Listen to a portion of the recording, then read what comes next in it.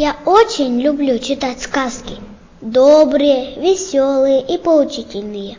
Они на долгие годы становятся нашими друзьями.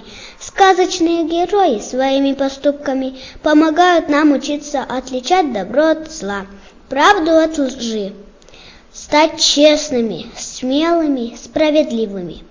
Я люблю читать сказки не только на русском языке, но и на удмуртском. Мне очень нравятся удмуртские народные и авторские сказки.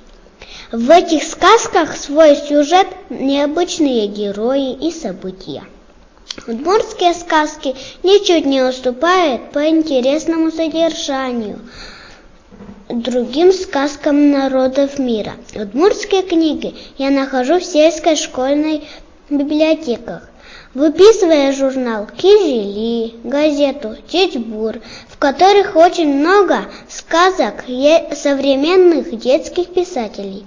Недавно я прочитала удмуртскую народную сказку «Мышь и воробей». Жили-были мышь да воробей.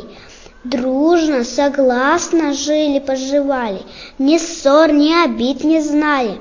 Перед всяким делом совет друг с другом держали, любую работу вместе выполняли. Однажды мышь с воробьем нашли на дороге 3 ржаных зернышка.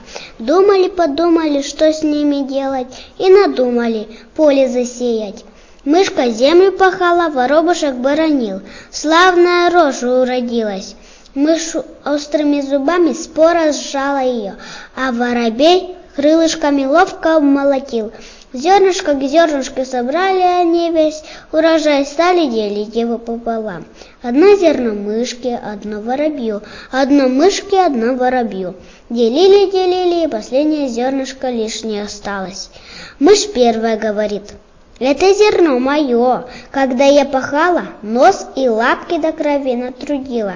Воробей не согласился: «Нет, это зерно мое, когда я боронил, крылышки до крови избил».